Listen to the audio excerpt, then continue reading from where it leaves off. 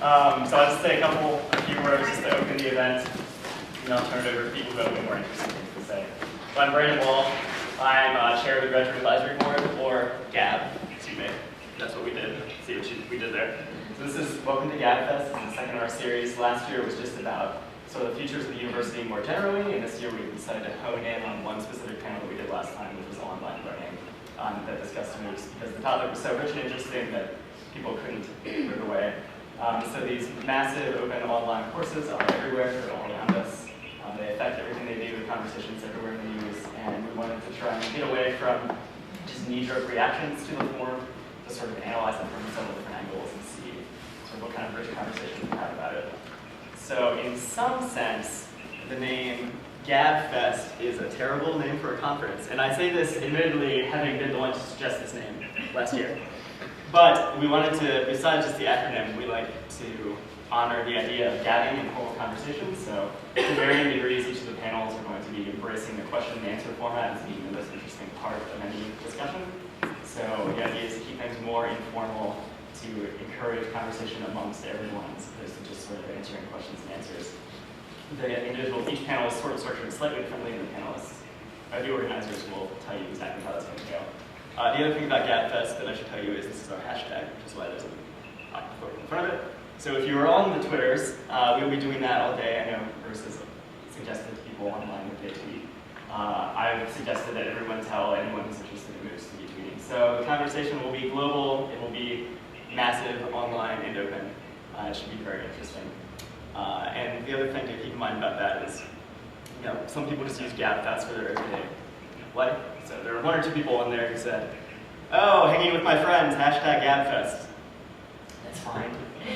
We'll get them in the conversation too, so we'll stand by and have a great lunch. What do you think about MOOCs? The only other thing I would say is that we're just starting, but it's never too early to think about dinner. And so there's a reception at Boylan Heights at 3:30, which I hope that you will all come to, even if you don't stay for the entire day. Just be a sitter there upstairs. I want to thank Michael Edinson, Casey Tolbert, and Extentia, who is now moved west.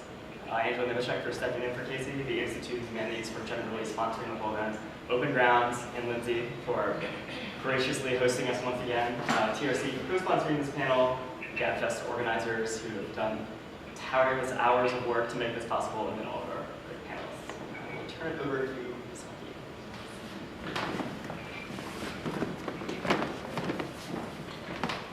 Good morning. I'm Swati Chawla. I was until recently an assistant professor of English in Delhi University, and now I'm here at U.Va as a grad student in the history department. Our panel is about MOOC pedagogy. For those of you who've read our brief description on the poster, we are going to be talking about what happens when instruction occurs online. And we're going to ask, can it occur online? Can you learn online? And what happens when you teach a lot of students? So the massive in MOOCs. What are the standards and best practices, if there are any, for teaching MOOCs? And how can you assess student learning? How do you even access what a student is learning? And as a teacher, is it rewarding to be teaching a MOOC? And what is rewarding about it? What is challenging about it? And also, since we're starting out, are MOOCs a good idea at all? So we're going to be talking about that as well. In our panel today, there's myself, Professor Owensby, who's my teacher in the history department. His interests are Latin America, modern Brazil, colonial Mexico, legal theory, and early modern Spanish Empire in the New World. He did his Ph.D. from Princeton University and has written 2 books, Empire of Law and Indian Justice in Colonial Mexico, and Intimate Agonies, Making Middle-Class Lives in Modern Brazil. Welcome, Professor Owensby. And we also have Carol Guarnieri. Did I say that right? Carol is a grad student in the English department, and she was also, very interestingly for our panel, a teaching assistant for a MOOC on historical fiction, which is going on right now, so Carol will tell us more about it. So thank you for being here, and let's start with Mr. Owensby. Okay. Well, thank you, everyone. It's nice to be here, and it's nice that we're talking about MOOCs, because sometimes it seems, as I'll say as we go along, that we have just jumped into this feet first without really thinking enough about it before we do it. Swati asked me to do this, and I warned her up front. I said, Swati, I have not taught a MOOC. I do not expect to teach a MOOC, and in fact, I would probably resist any invitation to do so. I am a MOOC skeptic without ever having taught one. And so I'm the fly in the ointment here in many ways.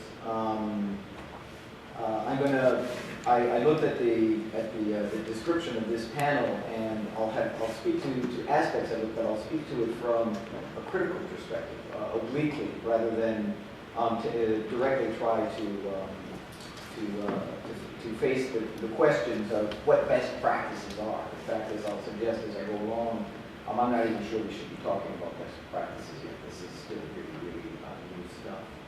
I don't claim to know very much about pedagogical theory. I'm not even sure I would know a pedagogical theory if I saw one.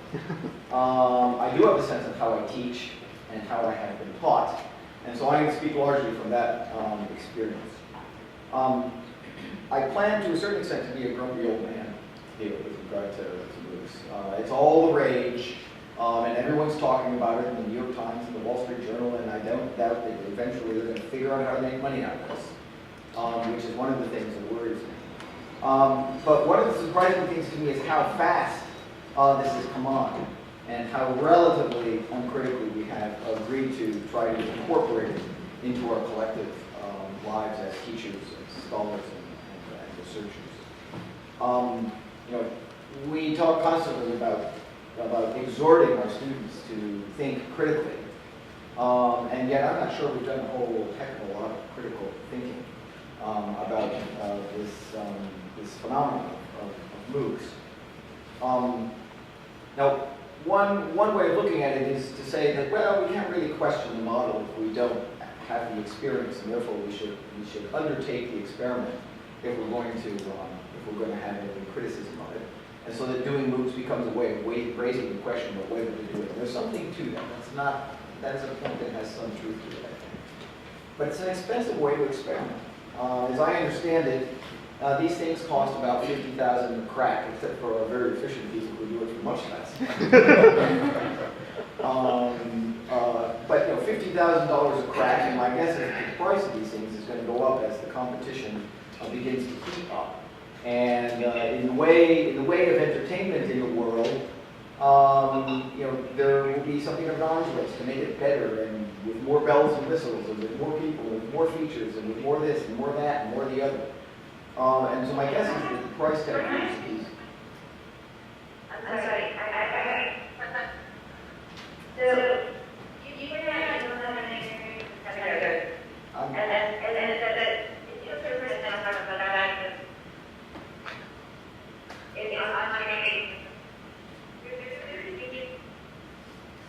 We can't hear you. I can't hear her. So what is the format? Do you want Can we take questions later? Maybe if we can we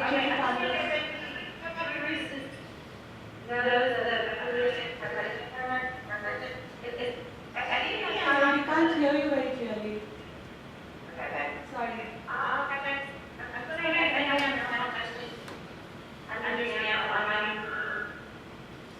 We can't hear you very clearly. She's maybe saying. I think a lot of people understand the technological limitations of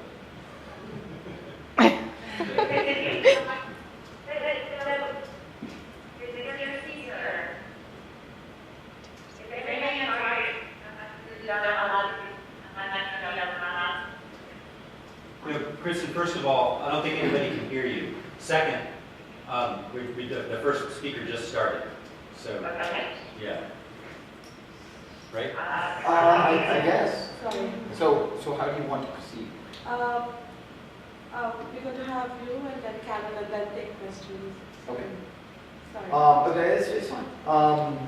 So anyway, these things have a fairly hefty price tag. Now, if you're Harvard or MIT or Stanford, and you have more money than God, and you can use these things as a branding exercise, then it can make a kind of sense. But I'm not sure that we are that. Well, I'm sure we are not that. We do not have more money than God. U.Va is constantly under financial pressure that other places are not. And I think we need to approach this differently than, say, MIT or Harvard or Stanford. And I'm not sure that the fact that they are doing it is a reason for us to be doing it. It's worth pointing out, most of you already probably know this, the faculty at Amherst and Duke have both refused a relationship with any of the MOOC companies, Coursera, edX, and Udacity. And their argument was, this was on the basis of a vote from faculty, is that it undermined the faculty-student relationship, which was at the center of their model. And this, again, is something I think that we need to be conscious of. Apart from practical questions of how to evaluate students and enable credential, which is sort of what I understood to be the main issue for this panel, I still think that in many ways, while we can talk about that, there are still large issues to be considered before we jump both feet into the MOOC. One of them I thought about is the question of the educational ecosystem. I think that MOOCs represent a genuine threat to the intellectual diversity of the higher education ecosystem. And what I mean by this is, do we really want to live in an educational world in which intro calculus or intro bio or intro psych are all taught in one or two basic ways? Isn't there something to be said, just as there is in the natural world, for biodiversity? Isn't there something to be said for having a fairly wide diversity of pedagogical approaches that vary by the institutions within which people exercise or perform their jobs? This, to me, is one of the, I find in this a worrisome implication in the willingness to just sort of take at face value a phrase like best practices. We are constantly being exhorted to best practices. The dean wants us to think about best practices. I was chair for 3 years, so I heard a lot about this kind of stuff. Everyone wants to talk about best practices. But this phrase is not one that we have used in the university for the most part. This is something that came to us from the management world, and that increasingly is being used in the university because we're under pressure from boards and from higher administration to think in terms of these best practices. But what does this mean? What is best practice? Does that mean that because MIT did it and did it well, that we need to go off and do what MIT did because MIT did it? Is that what best practice is? How do we know one when we see one? Can what best practice is for MIT be reproducible at UVA? Can UVA do what MIT did? I think that this is a big question that we're not taking seriously enough. The problem with best practices is that it assumes a kind of universalizability that I'm not sure it takes. Best practices generally emerge in specific contexts and then come to be generalized away and outside of those contexts as though they could be applied elsewhere. And I'm just not sure that, in fact, the conditions for reproducibility ever actually obtain. If we were to pursue best practices, I think we would have to face questions like, do we want to have happen to academics what has happened to music? Do we want to have top 40 and the whole rest of the music ecosystem is largely peripheral? All of the fabulous bands that many of us, who look at for alt sites and alt rock and all of the places, NPR and all the other places where you look for things that are not top 40, that are not Billboardable. Do we really want the educational world to, or a good part of it at least, to become like this? That would worry me, in part because I think it would really eat away at the intellectual diversity and vibrancy of both our teaching and our research. The problem is, to my mind, is that decisions about this are going to be made by companies like Coursera and edX and Udacity. Now, Coursera and edX are both nonprofit for the moment. Udacity is not. It's actually for-profit. But I would be very surprised if Coursera and edX don't follow into a profit-making mode as soon as they and/or Udacity and others can figure out how to make money out of this. It boggles the imagination to think that these people are just going to sit still and continue to be nonprofits if there is a boatload of money to be made. And once we're talking about large quantities of cash, then I think we have introduced into our intellectual and pedagogical lives a force that may be very difficult for us, that is, as faculty, to be able to control. What will happen to diverse ways of seeing the world, for instance, if every or the vast majority of undergraduate students in the nation were to be able to take one of the 6 best global history courses? Do we really want this? What would it do to the way in which our students confront something like global history? Or is there something to be said for the biodiversity of a much more decentralized system? In this perspective, I think we need to be quite conscious of what I see as the bigger picture. And this is speculative or I'm hypothesizing here, but still I think there's something to it.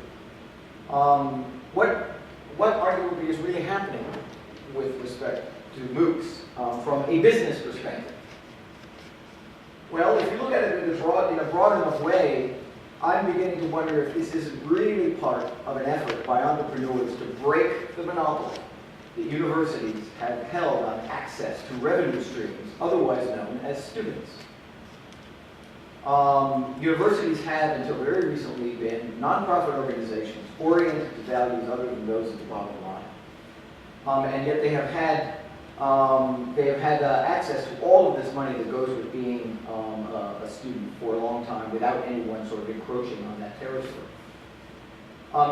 Do we really want to turn our students into revenue streams for companies like Coursera and edX? We would still have some involvement, but the more we go in the direction of MOOCs, the more likely it is that we're going to be responding to financial pressures rather than to other kinds of pressures, intellectual and pedagogical ones. MOOCs, I think, have a very particular idea behind them in terms of what pedagogy is. It's about the delivery of a product that people want to call knowledge. And at some level, you can make you can translate from what we do in lectures or in seminars and say, yes, of course, we're always delivering knowledge. But I think the metaphor matters. And if we start allowing ourselves to think in terms of the delivery of knowledge, I think it will have profound effects on what we are doing when we're teaching. Now, maybe this is a good idea. I'm not sure. And there are people who are saying it's inevitable. I'm not quite willing to give in to the inevitability yet. And I do worry when we start saying, okay, it's time now to sort of give up the ghost on resistance and start finding out best practices. As I said before, this is a phrase that came to us from the management world, and it carries with it a troubling pressure towards uniformity that I think we need to reflect on before we give ourselves over to it. It's the same with philosophy. I mean, is there really a philosophy of MOOCs? I haven't heard of a philosophy of MOOCs yet. I mean, we've been doing this for 2 years. How could there be a philosophy of something we've been doing for 2 years? It doesn't make much sense to me. Let me just finish up by raising another possibility. Are there pedagogical alternatives to MOOCs? Are we engaging in MOOCs for pedagogical reasons, or are we doing so largely for financial and economic reasons? And I don't know that we would be doing this but for the perceived economic pressure that increasingly is affecting our lives as teachers. Some people who are not particularly happy with MOOCs have suggested that there could be another model, what they're calling DOCs, distributed open collaborative courses, in which participants interact with each other online in ways that explicitly challenge the idea of a single perspective and of the notion of best practices. Students and faculty and together can learn in small groups, despite separation by distance, and they can still engage in direct discussion, direct argumentation, collaborative research in ways that is simply not the case for MOOCs. To my mind, this is a way of intensifying and enhancing the person-to-person interactions that have been at the heart of pedagogy for millennia. And it would retain and perhaps even broaden the diversity of the educational ecosystem as new perspectives on the problem of quality of conversation. My basic point is, I think, that we ought to make a decision rooted in pedagogical values rather than in response to management speak, like a philosophy of MOOCs or or best practices. And certainly, we ought to do it not as a mere reaction to the fact that all the cool kids on the block are already doing it, MIT, Stanford, and Harvard. Now, yeah, I didn't have much to say about the details of pedagogy and credentialing and how to evaluate and so forth. But I really hope that we can also talk about some of the bigger questions and not just focus in on the how-to issues, which is precisely, we would in essence be doing the work for the company that we made in coming after this.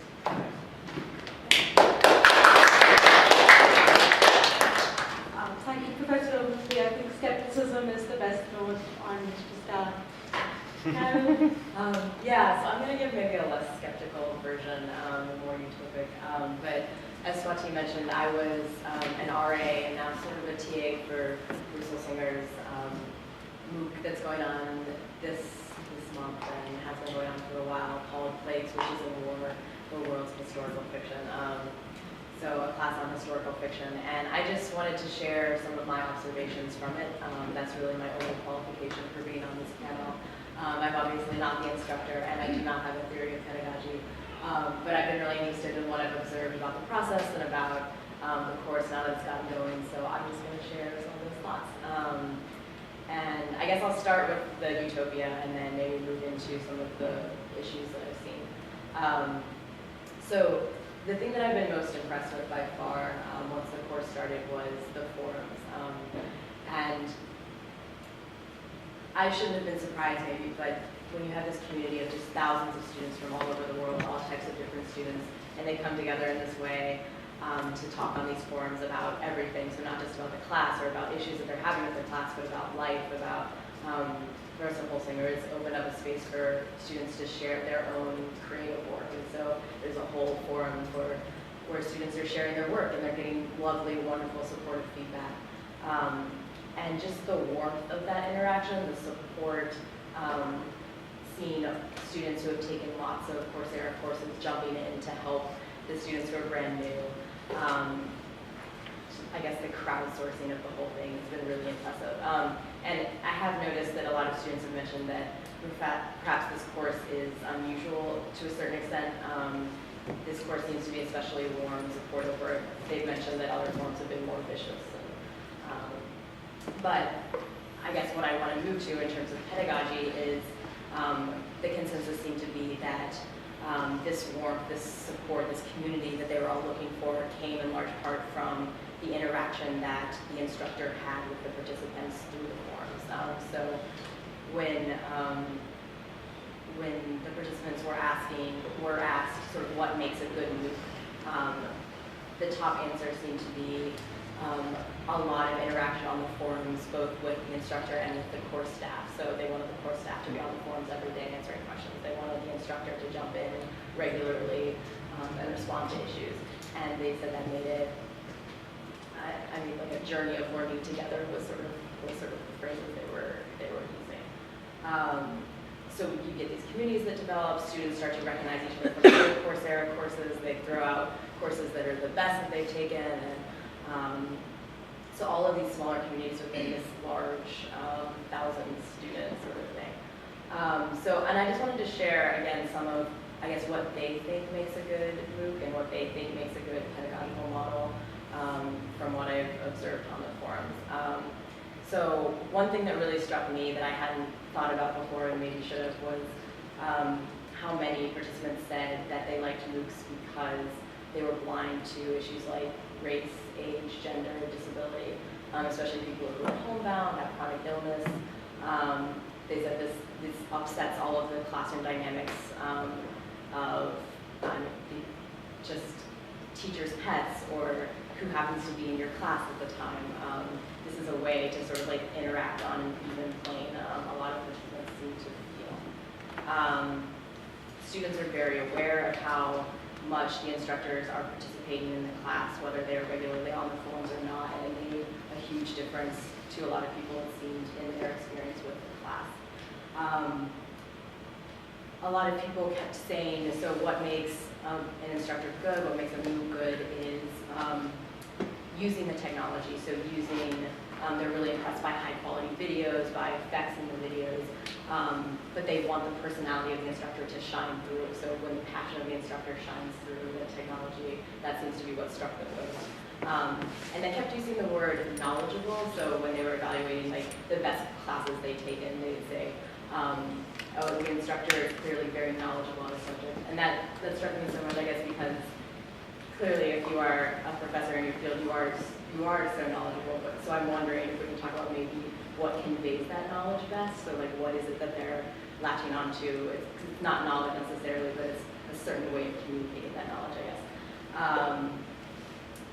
Students they seem to like shorter videos that they can rewatch, and they seem to like to have the transcripts of the videos. So learning at their own pace has been one of the things that people have really benefited from. They really like guest lectures, which is a part of Professor Holzinger's class, so bringing in other perspectives, other instructors. And they seem to like to be challenged. A lot of them wanted sort of, they mentioned in other classes that they've taken that they like writing assignments. They like the challenge that they feel, especially so many sort of continuing ed students or retirees that are sort of like going back and want to keep their mind active. Not everyone loved the forums. Some did say that they made her feel shy, and I guess this gets maybe into some of the issues that I've noticed in terms of peer assessment, and maybe Professor Holzinger, you will talk more about this later, but I guess one of the limitations, if we're talking about assessment, is just the limitations of the technology. So in terms of quizzes, multiple choice quiz, how well does that sort of assess learning? I noticed that some students wanted, or some participants wanted more challenging quizzes. So rather than just, did you get the basics of the structure, they wanted to go into this sort of like really theoretical discussions that they were engaging in. So I guess another issue would be this issue of lectures being privileged. So the fact that, I mean, what you have is this sort of like beautiful lecture at the end, and the quality, I mean, at least in the class that I've observed, I've been so impressed with the professionalism and quality and how many people are sort of behind this and producing this package, but it does privilege the lecture format, and it privileges a certain type of interaction, I guess. I guess the only other thing I would say in terms of an instructor position, and again, I'm not the instructor, and maybe Professor Holzinger can speak more to this, but it does seem to become less your own class when it's a MOOC, and not just because it's out in the world, but because there are suddenly so many people who are interested in the outfit. So, so many people who are crafting your course content and the limitations of the technology on the course content. And there are so many possibilities, and there seems to be so much openness and profusion of possibilities for this technology.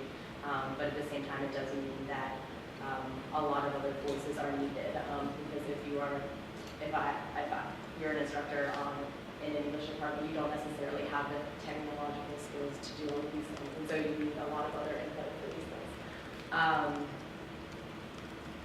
So I guess, yeah, maybe on there. But so there are definitely limitations, but I've been mostly very impressed with the interaction that's happened in these courses.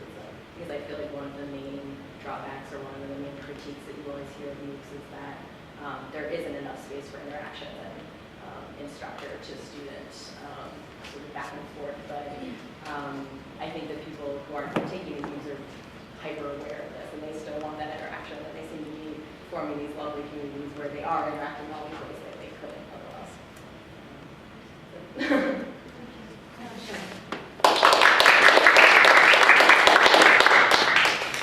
Any questions? Comments?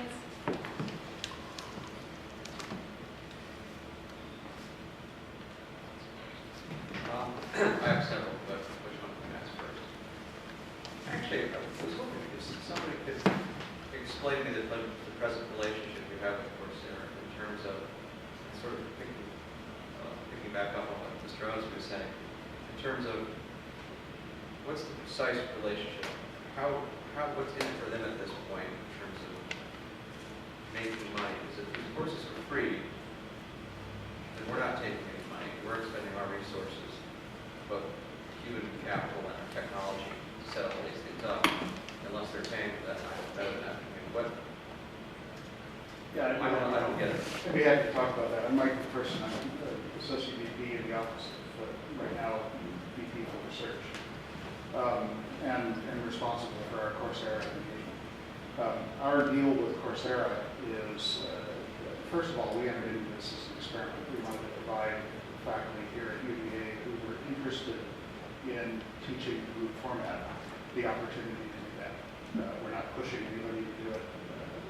It's up to the schools to decide what courses get offered.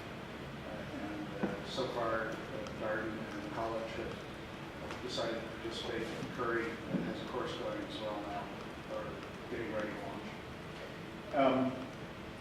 And the schools are picking up the cost of production, $50,000 to actually. Through money that's coming. You can spend $100, $150 if you want to, if you really want to go a whole lot. And through, you said through money that's... Money that's coming from donors. Yeah. Yeah, For the college. Exclusively. Right. I don't know where the Darden's money is coming from, but Darden definitely sees this as a marketing and branding kind of exercise to attract our students and to advance the Darden brand in the world. So they may well be spending a different pot on that. And the provost is paying for Kristen Palmer's time, who's the project manager for all of these groups and works with the faculty and the production teams to make sure that they get done and look good and make us look good in the world. We have specifically opted out of any of the money-making activities that Coursera is engaged in. Coursera is definitely looking for a way to make money on this. Coursera is a for-profit corporation. They expect to turn a profit eventually. They have venture capitalists who expect to make money on this deal. And so they're definitely looking for ways to monetize the MOOCs. We are not participating in any of those, except that occasionally, once a quarter, a check for $32 or something like that lands on my desk because instructors recommend books and put a link to Amazon on the MOOC site, and if somebody clicks the link and goes to Amazon and buys the book, we get 35 cents. And we've tried to get them to shut that off because we really don't want to take any money on this. We're really not looking to make money on this, but that one piece turns out to be difficult to shut off for some reason. So I just got an email from Daphne Kohler saying I'm going to get a check for $32 or something.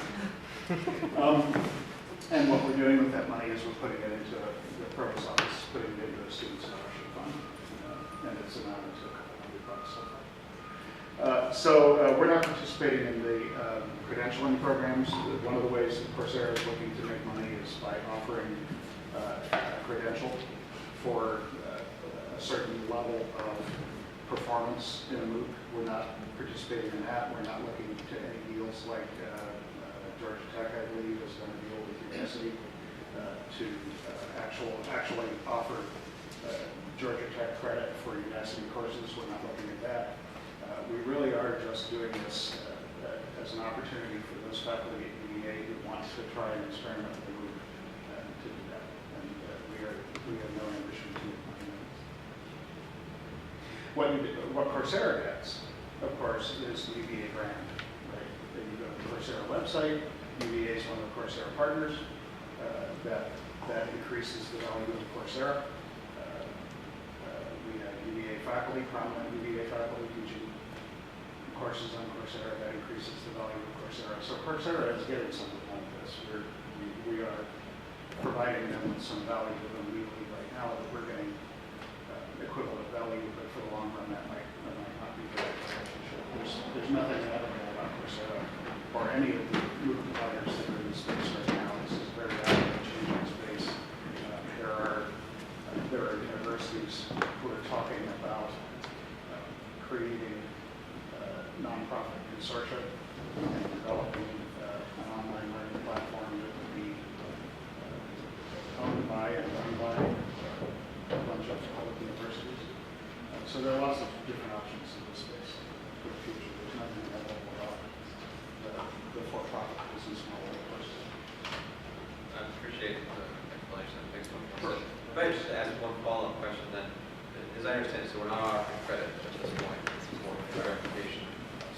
distinguishes these kinds of programs from iTunes lectures? I mean, I studied for my Ph.D. exams. I listened to Jennifer Burns, who's no longer here at Stanford, helped study for my exam with her, and Joanne Freeman, who's at Yale, who's a graduate of my program, who's on the American Revolution. What is it that these things are offering? I mean, it just sounds like at this point there's a forum that's associated with it. What are these things offering that people couldn't go to get on iTunes? Nothing. Because there's, Larry Sabato's doing his course as a Coursera course, and also there's nothing to prevent you from putting lectures on your web page and sending it. So there's no, aside from the actual kind of interface organization that a forum like Coursera provides, their platform. There's a lot of people in STEM disciplines doing different kinds of assessment stuff. There was exercises. In terms of lecture content, you just go to YouTube. In fact, many of them are posted on YouTube. It's not, so there's no, it's not like that's a breakthrough. It's just like a great lecture series that you can buy on VCR tapes. In terms of lecture content itself, there's nothing, I mean, we're historians. I mean, this goes back a long way, right? I mean, there used to be the great lectures on radio back in the 1930s and the 1940s. You could buy records that had lectures on them as well. In that sense, it's not an entirely new phenomenon. But what you can learn from that is that the opportunity didn't prevent tremendous stratification, and that anyone could engage in a correspondence course. The privilege would accrue to people who could travel to Charlottesville. Open University's been standing there in Britain in the same way, but it doesn't challenge the value hegemony of Oxbridge. And I just think we need to think about forms of hierarchy. Just the question, I don't know how good for you, Bruce, but others who have worked feel that there are production issues that you're not trained to engage. And that just as you mentioned, Brian, the high quality that you get in top 40, high quality, it's a production value question as well. It's going to be harder for the homemade course to compete with the slick and gleaming course. Yeah, that is not borne out by the numbers at all. One of the highest enrolled courses right now on Coursera is a course on comic books and graphic novels taught by a guy at the University of Colorado, sitting at his desk, talking to his desktop. Yeah, but it's comic books and graphic novels. Yeah, exactly. I mean, if there's one place that I'm not entirely against the idea. I'm just worried about the speed with which we're doing it, and especially the extent to which this could be the camel's nose inside of Kent, institutionally. For people who don't have access to universities, either in certain parts of the U.S. or in certain parts of the world that we used to call the third world, that we now refer to as the developing world, I think these things could actually be great. But even while it would give access to people, I think we have to think about what effects it had, what sort of ecosystemic effects it has. What does it mean if people all over the world, say in Africa, and I know I've been talking to Rebecca Dillon over at the Global Public Health. She's involved with projects regarding emerging universities in places like Uganda and Rwanda. What does it mean? What would be the effects of having MOOCs widely available to the creation of new universities, where new universities probably ought to be created? Could it undercut the creation of institutions on the ground? If these kinds of things are so widely available? On the one hand, it would give people access to stuff that they otherwise would not, which seems to be a very good thing. Some kid in the countryside in Africa or somewhere else is able to learn calculus. That's great. On the other hand, if all the kids are able to do that, does it undercut any sort of urgency for the creation of an actual university on the ground with faculty in places like that that have not traditionally had universities? I mean, I think the ecosystem effects of these are enormous, and we've treated it largely as a sort of experiment for universities like ours, where our connections are relatively robust and where our culture of pedagogy is already well established. But for other places in the world, I'm not sure the same assumptions can hold. So I think we just need more sustained thought about what it means at an ecosystemic level before we just sort of jump in. And I fear that the desire to make money is going to short circuit that process. My name is Amanda Kibler. I'm faculty in the Curry School of Education. So thinking on the pedagogy side of educational research, when we think about what's effective or a promising practice, because I agree that best practices is a challenging term we should go with. But when we look at it, we look at the evidence of student outcomes. So what I wanted to know from your course was what are you seeing in terms of either the peer feedback or the quizzes that are actually showing evidence of student learning, and what are you sort of interpreting from that? May I just piggyback a question on that for your answer? You mentioned that MOOCs are blind to race and disability, and I was just wondering, just thinking out loud, if that was such a good thing. Because when you enter a classroom, so diversity is in a way in your face, in a way that it's not in a MOOC. And is it a good thing to not know diversity is both obvious and in terms of ability, or how introverted or extroverted you are, to be sort of blind to that? What does that do to learning, and what does that do to our experience of each other? So just adding to that question. Well, and maybe you could speak to that. I mean, I don't think Carol claimed that it was a good thing that the classrooms. She was saying a few students made that point, which was a surprising, interesting point. So, but to answer, just since you asked me the question, I don't want to monopolize time. I purposefully avoided all of that stuff.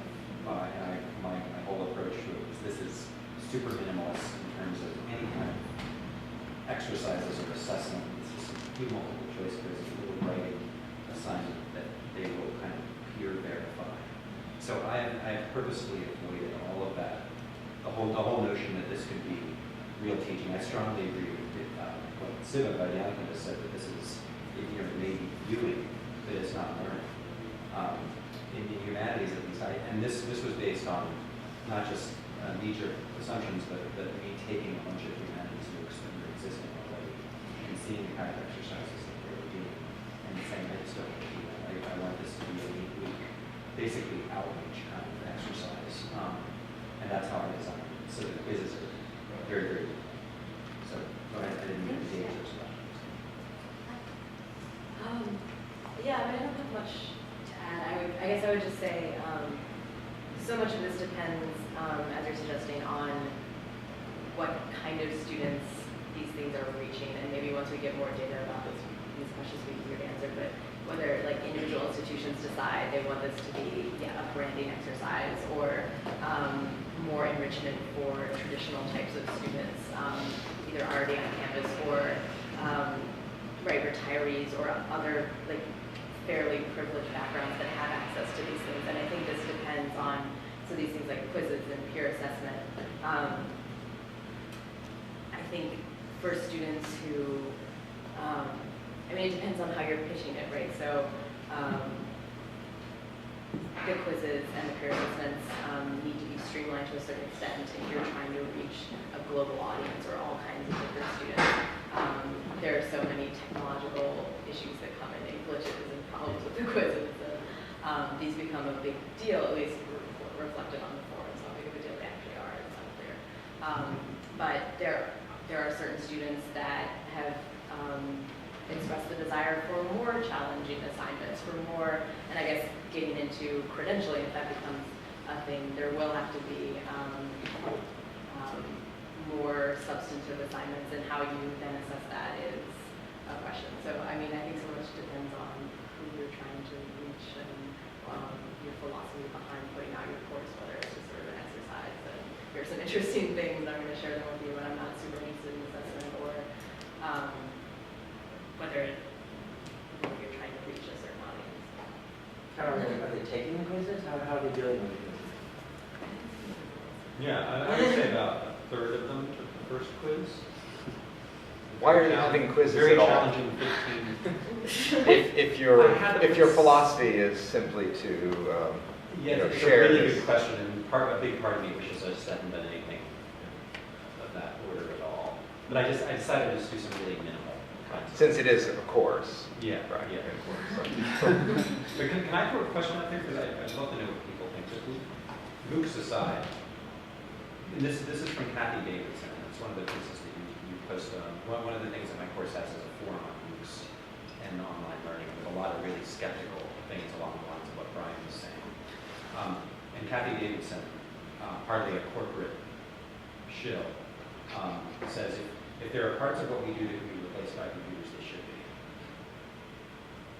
I don't know what I think about that. I'd really be curious to know if the things that we're teaching can be replaced by computers. I mean, and she refines that. But if you change the statement, so if there are parts of what we are doing that can be replaced by adjuncts, they should be. Yeah, that's a good one. Notice I didn't say that. But what does she mean when, I mean, so what would be an example of a thing that could be replaced by a computer? I don't know, you give the example of context. I see. And I think she said if we professors can be replaced by computers, we should. Yeah. So she's like intentionally being very provocative, but I think, Yeah. I mean, I think she's acknowledging all of these things that MOOCs are lacking, and there will always be the value of the on-campus institution and within certain frameworks, but. Yeah.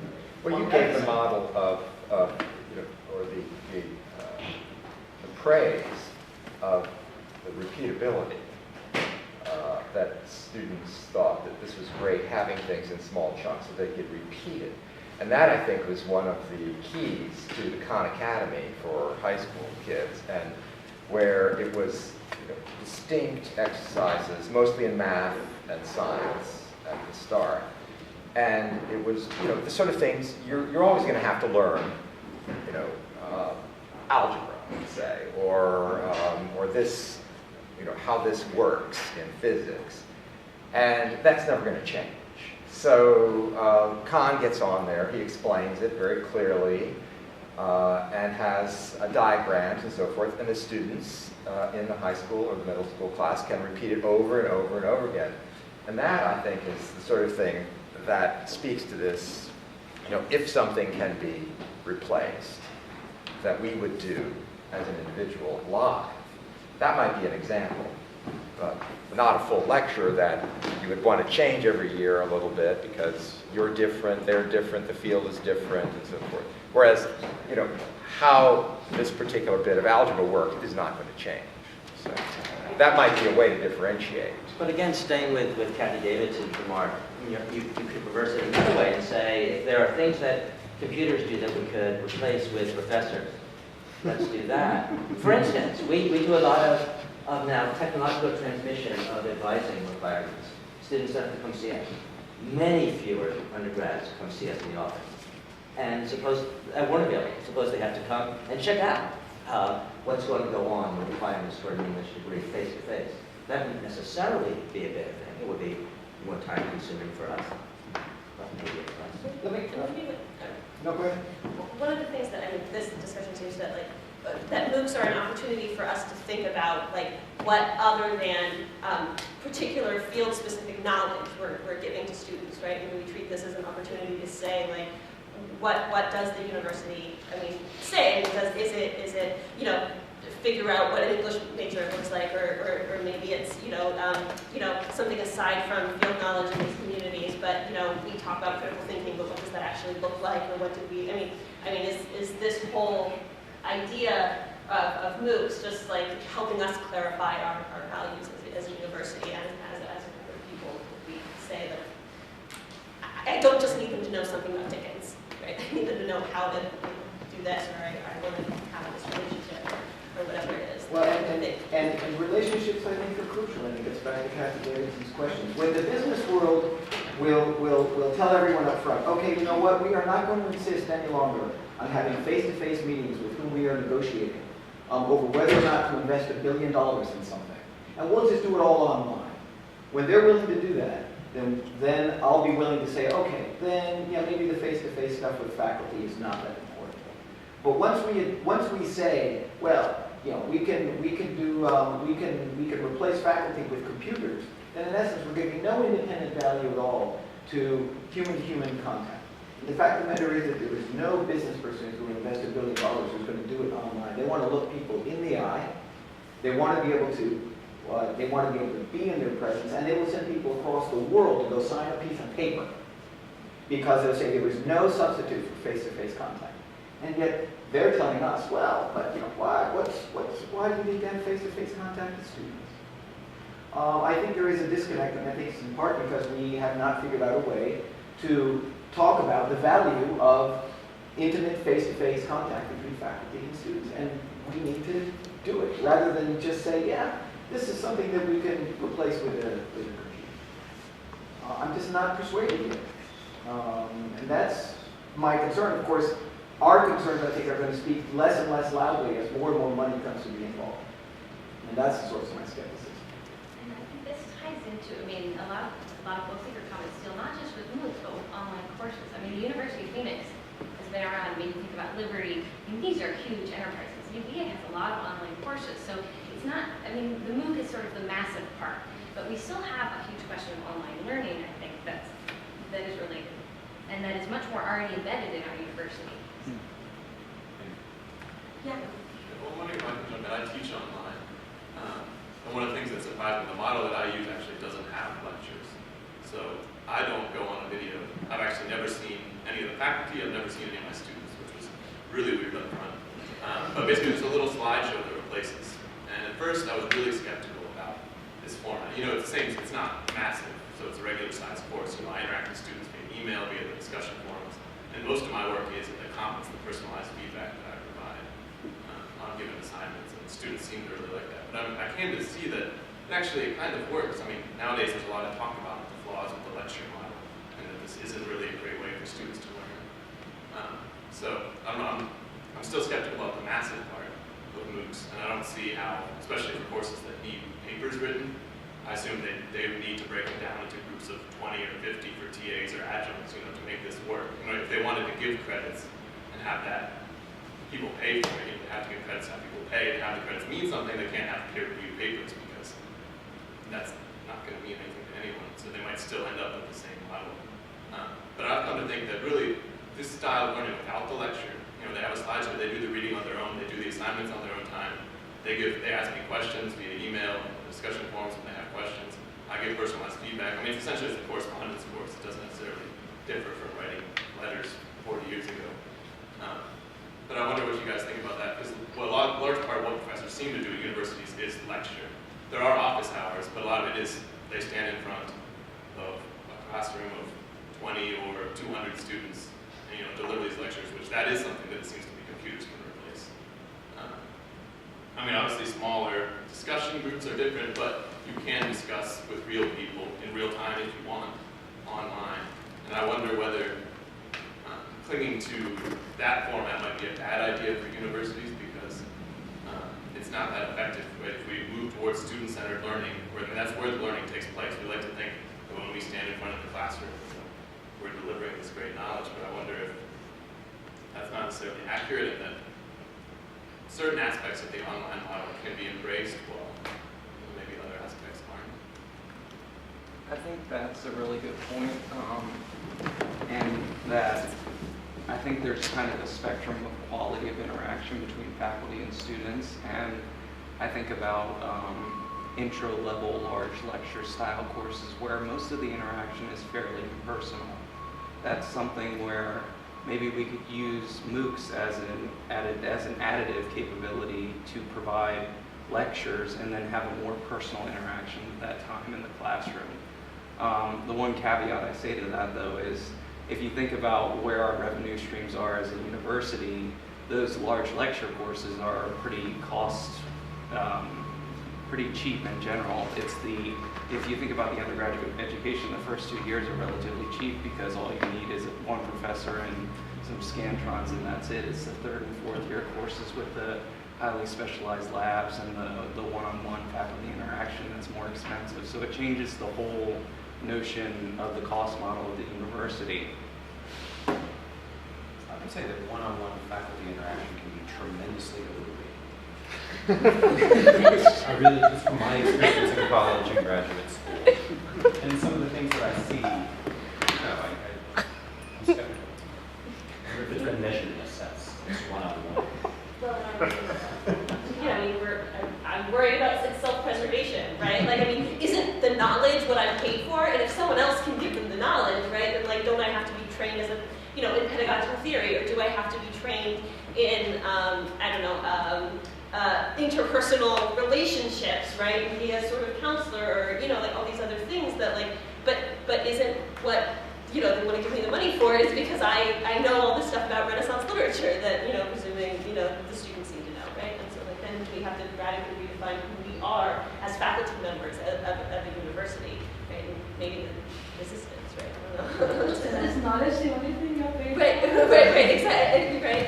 Are the students going like one knowledge, please? Yeah. See, nobody gives students knowledge. Right. They have to create it for themselves. And so you give them, as the instructor, brilliant lectures, be they online or in person, and you give them activities and assignments through which they create their knowledge. When we try and give it to them, say it to them, it's what you said about viewing or learning, you know.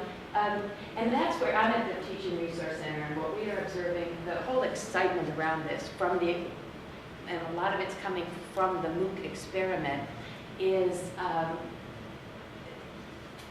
dealing with these questions. What is the value of the personal, and how can you maximize that and intensify what Brian said, the face-to-face, the look them in the eye. So what a number of faculty are engaged in now is called hybrid or blended, redoing their courses so that, yeah, some of the lecture that I would normally give, they have to view ahead of time. I've done a podcast or a screencast. And the readings ahead of time that come into class, and you might do more lecture, because some of us are great at it, but it would be shorter probably. And in that class, we had 20 students or 200 students. They encounter the material, they solve problems, they have discussions, they do all kinds of, there can be art involved in this, you know, they have to create concept maps or something. Anyway, it's, and what we believe that the studies are showing of the effects on student learning is that they learn more and retain it longer because they had to work for it, with you for it. You're not expendable. Can I push back a little bit? I mean, I heard about this hybrid or sort of flip approach, but if you're telling a student to, you know, watch this video tonight, I mean, that's not very different than when I have professors say, read chapter 2 tonight. So I mean, if when they walk into class, they have to do something with it, by gum, they start doing the readings, doing the watching. So you have to be very strategic about how you plan. You're exactly right. right. So I'm saying, though, watching a video, I mean, the video part is just becoming a substitute for when a professor asks me to read chapter 2 and be prepared to come and discuss it. So the video, I mean, I think your comment though, the students said, you know, they want the flashy graphics and the, you know, the energetic professor. It seems like a slide towards edutainment. You know, it's almost like they want this education to become like the local news instead of sort of journalism. I mean, that's scary. It is scary, but I'm just recognizing it. Why is it scary? And let me ask you this, because I actually agree with the first part of what it says. It's like a textbook. So the lecture is just like a textbook, but it's hopefully more interesting because it's in a format that it's an app basically, and that's what a MOOC is an app. I mean, you can see it on your phone, you can watch it on the bus instead of sitting with a big clunky textbook. We're all dissatisfied with existing textbooks, even if it's one that we use all the time. One way to look at a MOOC is as a kind of glorified textbook, and a professor can do lectures and use exactly the context that we want and cover the exact topics that we want without having to say, okay, read chapter 2, here are the things I need to change about. So if you think about it as a textbook, actually, a replacement for a textbook, I think that's one of the things that is already happening. But let me just, this is a vignette from something that happened very recently. We had a colleague in the department who passed away, and we had a memorial service where some of his students, wrote back about him. He was a very quiet man. He was not a dynamic, sort of performing kind of professor. But the students who wrote back said, you know, at the time I thought he was kind of boring. But now, 10 years on, I realize what he was trying to get me to understand. Part of the issue with MOOCs is that there's an immediacy to them, and if we buy into the immediacy, that there have to be immediate outcomes that we can measure and apply a metric to, then we lose those kinds of people who, you know, whose effects on people may not dawn for 5 or 10 years, which goes back to the sort of ecosystem effects of these kinds of things. We know what happens when large new organisms enter ecosystems. They can eat all of the other little fish. And I worry that this will happen, particularly if a lot of money is behind it. And I know I'm beginning to sound like a broken record on this, for those of us who remember what a broken record really is. But it really does worry me precisely because we will lose this aspect of what it is to teach. And I'm less skeptical than you were about one-on-one. I mean, I remember very fondly experiences I had, both in college and experiences I've had with students here. I do too. I was just right. It's not the majority of them, perhaps, but when you come across that student, you realize, wow, okay, this is why we do what we do. And it's not that there's not a place for MOOCs, but I think we're giving into, we're indulging the hype. And I think there's a way to go more slowly, and I don't think there's anything wrong with that. Your description of the professor reminded me of Noam Chomsky. Can you imagine if he had a MOOC and when undergraduates would drop out, they probably wouldn't even reach the end of his MOOC. Right. Well, and a lot of students don't, apparently. Well, yeah, at least from what we hear. Yeah. You know, they start and then they don't take the quizzes, and then, you know, by the end you've got some fraction of what the PhD is like. I was thinking about what you were saying about interaction, but then also about this idea of lectures as being like live textbooks or human textbooks. And I'm wondering if we're not oversimplifying and thinking that all lectures are identical. And I'm questioning whether lectures are always exactly like textbooks. You know, if a lecture is a march through precisely prepared material, the worst example being if one stands up and reads one's lecture notes at the students. That is very much like a textbook, but are all lectures like that? Aren't lectures sometimes, depending on the instructor, shaped by feedback from the students in the form of questions during class, or the students looking en masse completely and totally lost, or bored out of their minds, yawning, or engaged? Does that not ever shape the course that the lecture takes? Are each of our lectures identical? And now you have the clicker, of course. Right. And Right. now we just need to wire it up so they get a little jolt. That's right. I mean, as long as we keep talking about experiment as we should, it's good, and it's good to stay open to this. And it's great, Carol, that you're having experience. Great that you're doing it. Bruce and Jude, when you describe the change we can make, we can do it differently. I find that really good to think about. The worry I have connects to Brian's point about the frantic pace of change. I have an idea for a new way of organizing a university, flip a switch.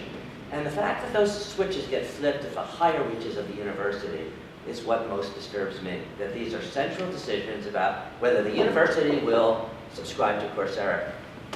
We need more conversations like this at ground level inside departments between faculty and grad students.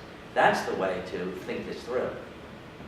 And we have a lot of people not doing MOOCs. We have a lot of faculty engaged in the experiment on the smaller scale, you know, with taking some of the lessons from MOOCs and applying them to their current on-ground in-person classrooms. Yeah, it's unclear what we're saying to the rest of the world about the university when we have university-sponsored or college-sponsored ones. I mean, there's a great distinction, I think, between a Coursera course taught by Larry Sabato with the U.Va brand on it and the type of blended learning that Judy's talking about, or flipping, a third of your course.